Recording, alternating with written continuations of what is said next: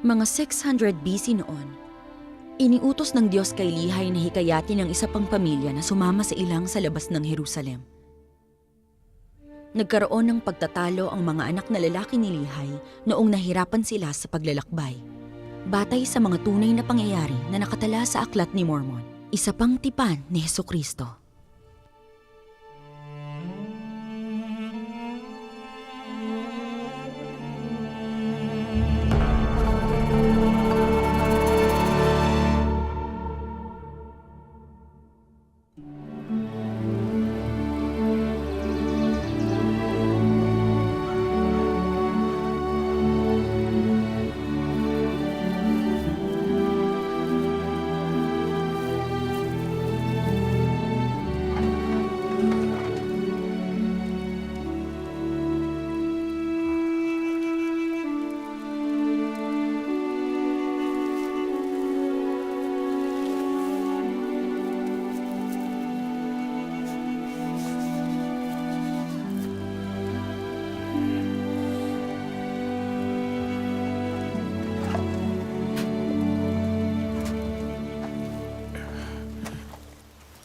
Saraya, ang Panginoon ay nangusap sa akin.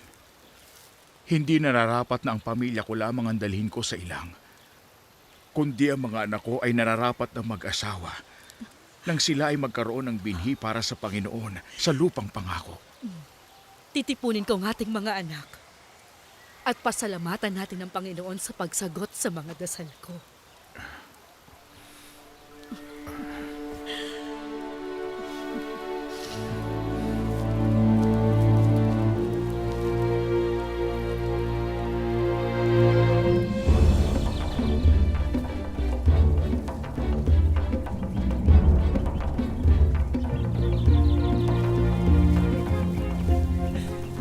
Makakapag-asawa na tayo upang magkaroon ng mga anak.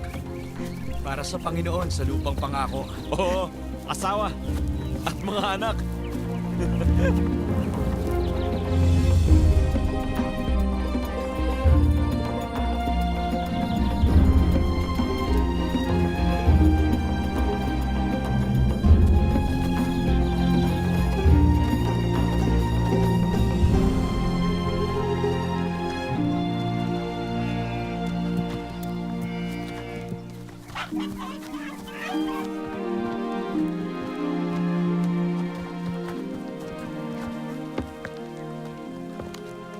Ismael!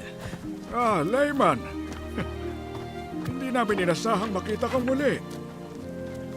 Nasaan sina Lehi at Saraya? Ismael, may mensahe sa iyo ang aming ama. Kailangan ka namin makausap. Sige, tuloy kayo. Hindi namin pinaniwalaan noon ang pangitain ng aming ama. Ngunit nang naglakbay kami upang kunin ang mga lamina, nakakita kami ng anghel.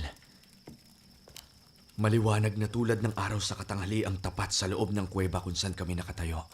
Ipinakita sa aming ama na wawasakin ng Jerusalem. Totoo yun. Na marami ang masasawi sa espada at marami ang madadalang bihag sa Babylonia. Nais ng Panginoon na sumama ang sambahayan ni Ismael sa sambahayan ni Lehi sa ilang upang maglakbay sa lupain ng pangako na inihanda niya sa atin. Nais ng Panginoon na kami ng aking pamilya ay sumama kay Lehi at sa kanyang pamilya sa ilang?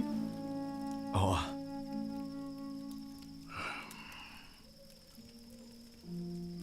Kilala natin si Lehi na isang matapat na tao. Hindi ba dapat paniwalaan din natin ang itinuro niya at ang mga salita ng mga propeta? Amang Ismael, ang ating mga pamilya ay isang sanga ng sambahayan ni Israel. Nais ng Panginoon na magkaisa ang ating mga pamilya upang ating mamana ang lupang pangako. Sumama kayo sa amin. Itanong natin sa Panginoon.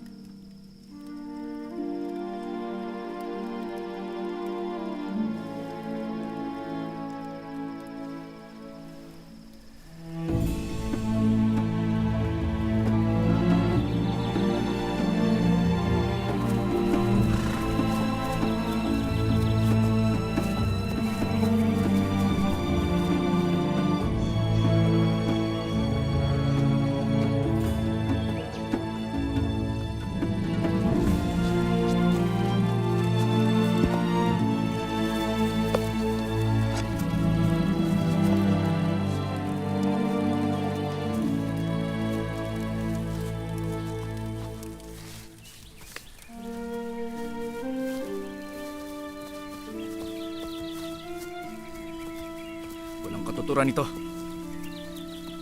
Dapat umuwi na tayo.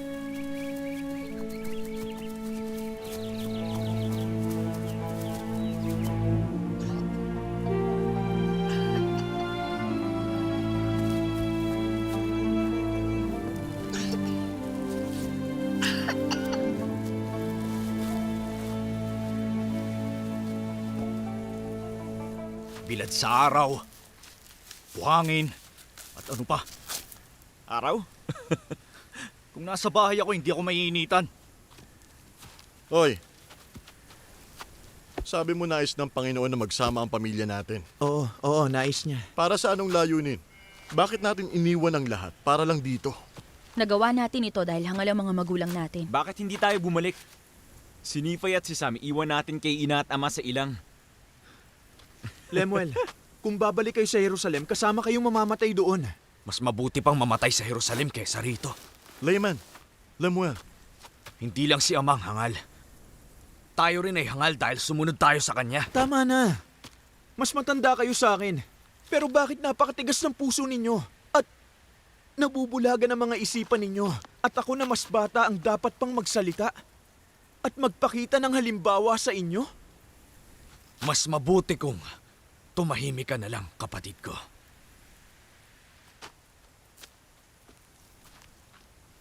Bakit ayaw ninyong pakinggan ang salita ng Panginoon?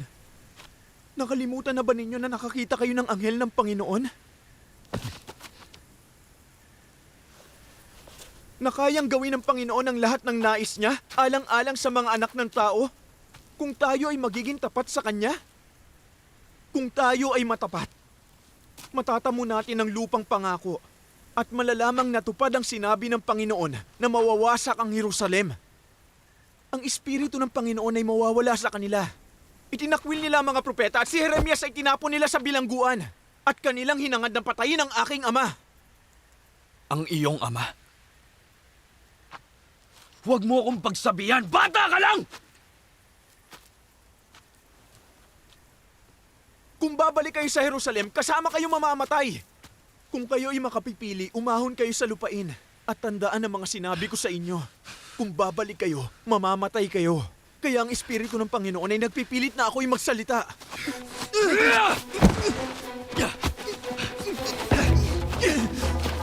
Igapos siya! Igapos siya! Layman!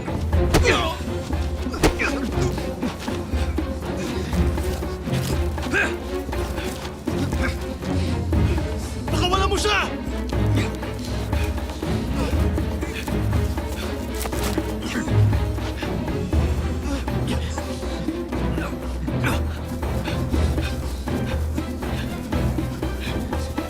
Iwan natin siya para lapain ang mababangis na hayop.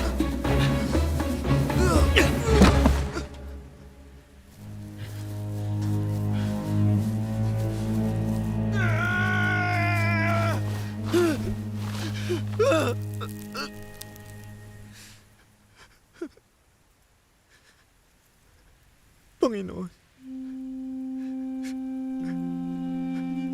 alinsunod sa pananampalataya ko sa inyo. Loobin ninyong maligtas ako mula sa aking mga kapatid. Bigyan ako ng lakas upang malagot ko ang lubid na ito na gumagapos sa akin.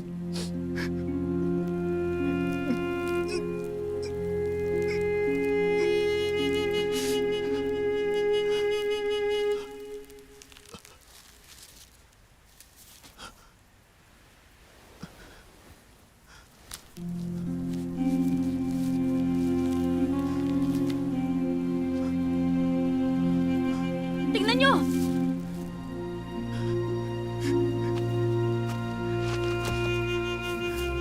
Layman at Lemuel, makinig kayo! Igapos siyang muli! Tumigil na kayo! Layman, tama na! Tama na! Nakikiusap ako, tama na! Kapatid ninyo siya! Pakiusap.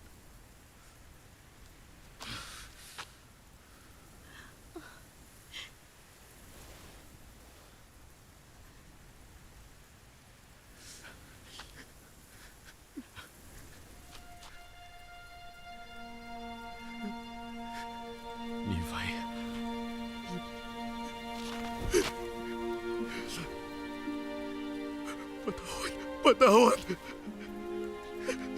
Napakalaki ng kasalanan namin sa'yo.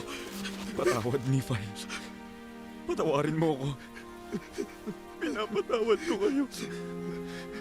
Ngunit manalangin kayo at humingi ng tawad sa Panginoon. Gagawin namin yan. Gagawin namin yan.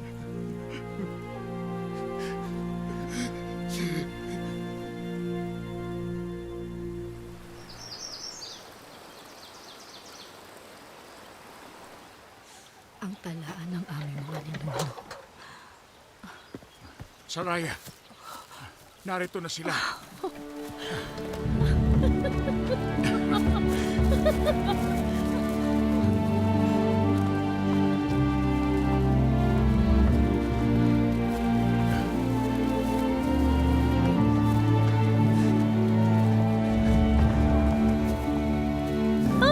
Maligayang pagdating!